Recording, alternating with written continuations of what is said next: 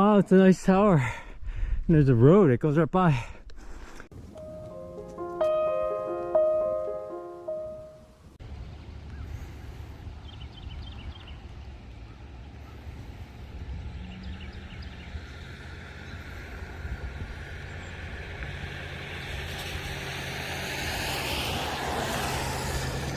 Good morning, it's day 29. I'm here at Laughing Heart Hostel.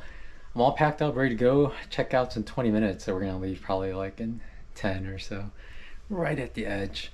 But today we're just gonna go 11 miles and there's a shelter area up there, and then it's 4 nights to Irwin. But it's exciting. I think rain has stopped for today, so it's gonna be a good day. So I'll see you once I get on trail here, but let me show you a little bit more of the inside of the hostel. So this is my room. It's nice, we have a little table here so you can like do whatever and eat and whatnot. Here's my pack with 4 days of food, and my melly's inside, so it's really full. And I've got gummies ready to go in my fanny pack. And I had a futon in mine, which is nice because I was able to sit comfortably while I edited. And the rest of the dorm. This is one of the bunk rooms. Several bunks here, futon. There's 2 at the end here, and the one on the other side of this wall here has a big TV as well with Netflix and everything else, and people can just sit in there and watch TV.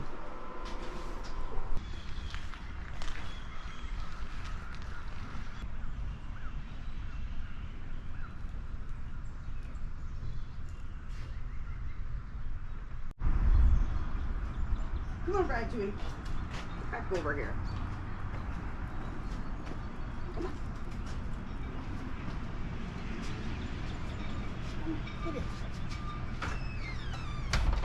Well, my zero at Laughing Heart Hostel is pretty nice. Got to talk to a bunch of other hikers.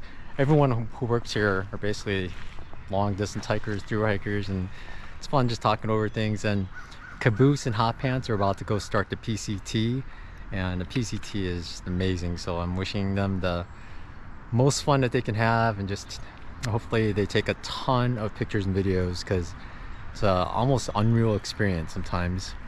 For me, I'm gonna head back to where I left the trail and then head down into town.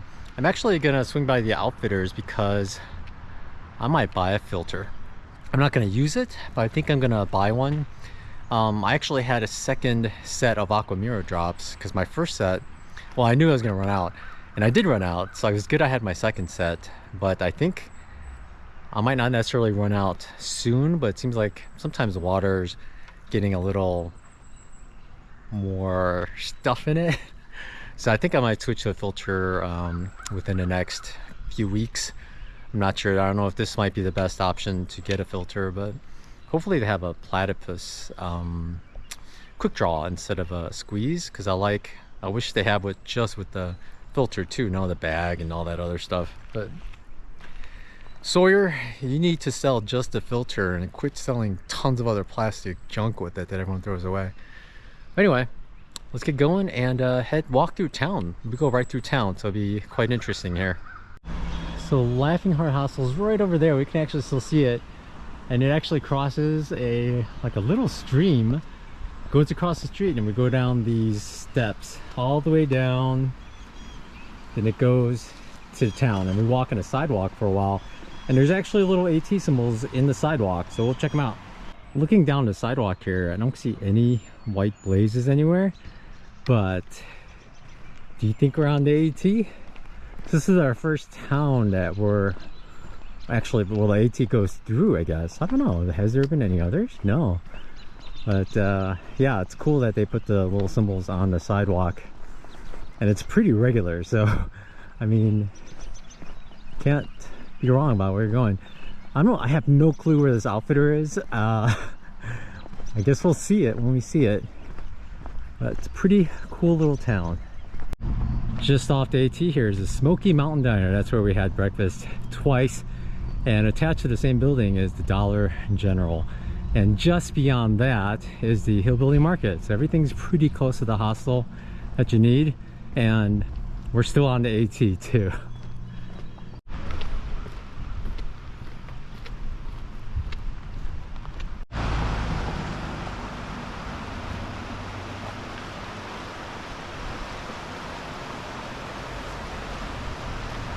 stopped by the outfitter here. They didn't have the platypus quick draws. They had some noons, so I got that. I got some wet ones, and I bought a Sawyer squeeze. But man, does it come with so much junk. There are 3 bags in here, just tons of plastic, like 3 or 4 caps for all the bags, and it's all junk. I just need the filter and the extra O-ring, and that's it. And oh, horrible. But that's that. I'm ready to go, and I'm not going to use my filter unless I absolutely have to, so I don't have to go to sleep with it, because I'm not sleeping with it.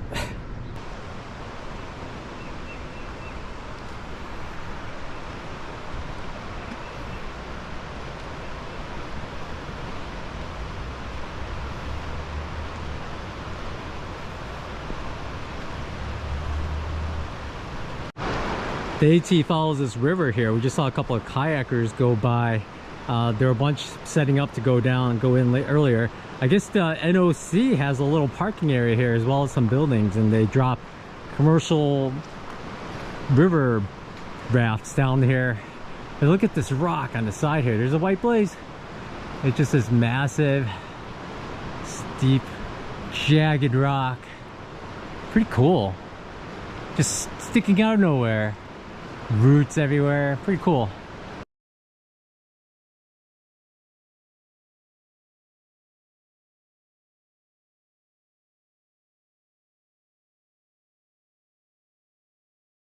You spend so much time just peeing in whatever you want, and then you're by the city and there are buildings across the river, and you hear this constantly, and you had 2 cups of coffee, 3 cups of coffee, and a Coke this morning.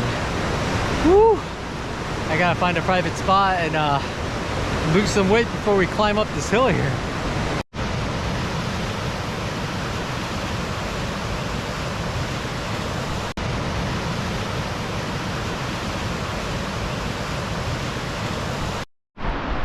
Coming up these switchbacks, all of a sudden they're just open rocky area, and you can see so much.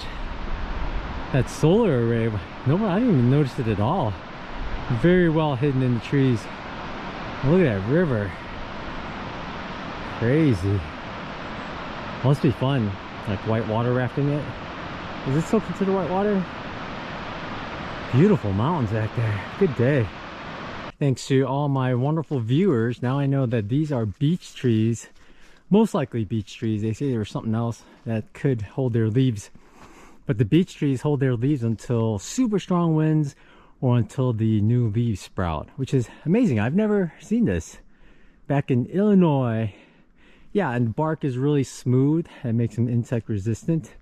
And I guess because of that insect resistance, they're actually starting to replace a lot of places the other trees, because the ash and the hemlock and some other trees I forget, but they're affected by various insects and they're starting to die off. But yeah, I think this is amazing. Actually, this is a nice specimen of it. Look at all the leaves, such a bright gold. And yeah, nice veiny leaves. I guess that's a beech tree. Smooth bark. Nice. From far away I thought this said Pimp Gap. Pimp Gap, but it's Pump Gap. Looky here. This is what is on the map as a small dam. And obviously the water must be to the top. The water is supposed to be quite murky. I remember the first time I ever saw it, I thought, do we have to walk over that dam? Because it's quite narrow, and I would not want to walk over that with the drop on one side and then just water on the other. I'm sure people do it just for fun. The water does look kind of green. Not murky, but green. It's funny seeing it.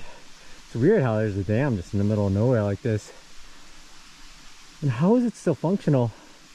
Such a thin layer of concrete. There is fish swimming around in there.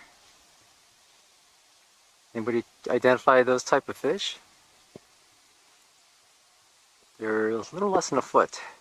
I wanted to give you a demonstration of the polarized lenses again and watch unpolarized, a lot more reflection, and then polarized. And you can start seeing the green in the bottom. It's just out of focus right now. Here comes a big one. He's coming for me. We've come upon this open area. We're walking on this little dirt road. I see white blazes. It's nice to get a break from trail just every now and then, because when you're on a dirt road you can just look around. Nothing to trip on or sprain your ankle. So you just look around and look for any kind of wildlife. Nothing yet. But and there's more blazes. What's funny is I haven't seen any turkeys while hiking. I've only seen them when I was getting the ride from the ranger, and we saw 2 flocks of them. It's so weird. Super old pieces of cars here. I saw a little concrete area. It looks like there might have been a building there at some point. So it feels like people have lived in this area. I don't know how old that car thing is. 100? I've said it before, I'll say it again. The blazes are so convenient. On the other trails, I mean, you could wander forever and think you're on a trail and have no idea. But here, and it's just great telling you, hey, there's a turn coming up. Look out. Don't stare down at your feet or something. And there's another blaze on the left, just like the turn symbol said. It's pretty sweet. Pretty sweet. I don't know how many times in the PCT I was just wandering and wandering and didn't know that I was not on the trail until I realized the severe lack of footprints.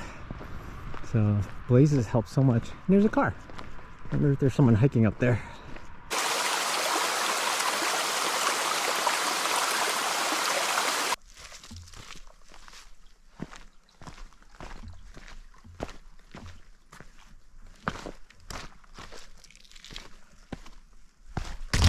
I'm almost at the Rich Mountain Fire Tower branch. It's 0.2 miles off. I don't know if you can see, it's quite cloudy.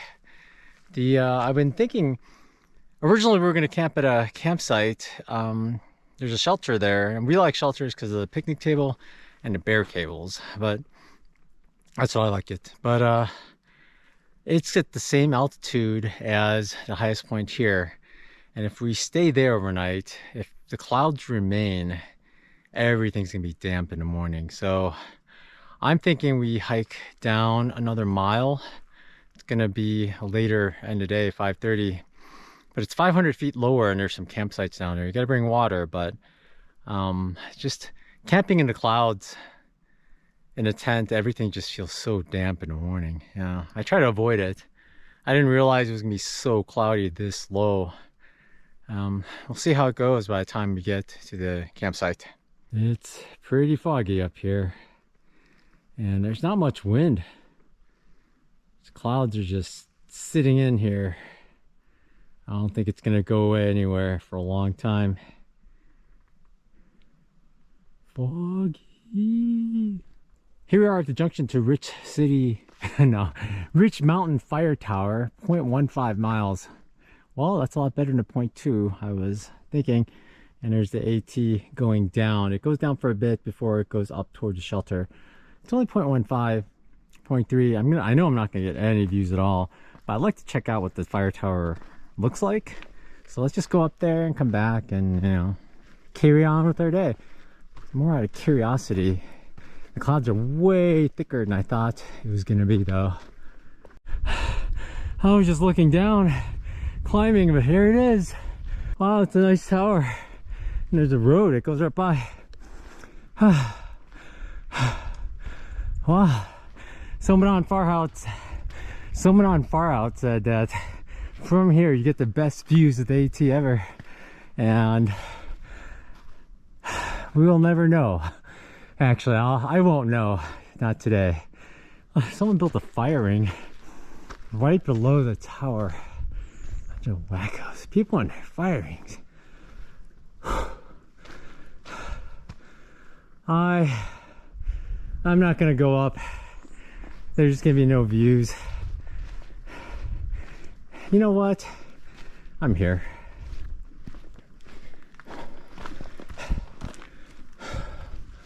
No chain. Let's close up top. Let's go. Only 2 floors. Wow, I thought someone said that this was closed, but you can climb up here. This is a nice new tower. It's all aluminum. Shakes a little, but the other cool thing is, wow, I'll show you. Right around the corner. Is that a cell tower? Is this? What the? Huh. I bet people come here and sleep. The walls would protect you from the side winds. Just put on a footprint, protect you from the bottom winds, but this is a great little place to stay. I bet there are no mice here. It's wood everywhere, but what a great place. Pretty wild, huh? And then the people starting a fire could smoke you while they're down there.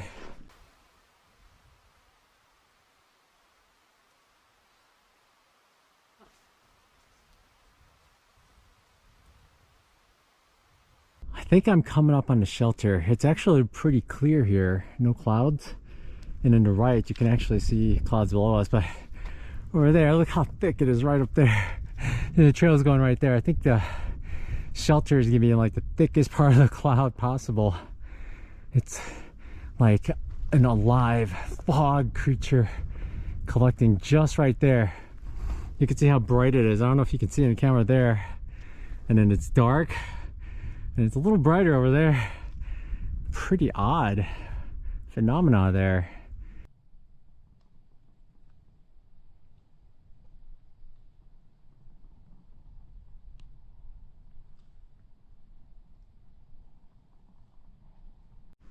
Here we are at Spring Mountain Shelter. It's an old one. There's a white blaze right there. Aqua water is down the hill, so I'm gonna go get it right now actually. But I was wondering if we should go down to the next camping area. It's 1.7 miles, so it's like almost an hour because we would get so wet. But it seems like the clouds lifting where we are. It's cloudier over there. It might be on and off all night. I don't know if it's gonna be okay actually. It feels okay right now. But anyway, I'm just gonna go get water. I'm not gonna leave my backpack here because I never leave it alone by itself. So I'm gonna take everything with me and go all the way down to wherever the water is. Sometimes it's quite far, but that's what makes you realize how precious water is when you gotta work for it. I'm in the shelter. I'm gonna eat dinner. My tent is already set up, so I'll eat real quickly and then go up there and then show you my tent site and what it looks like up there.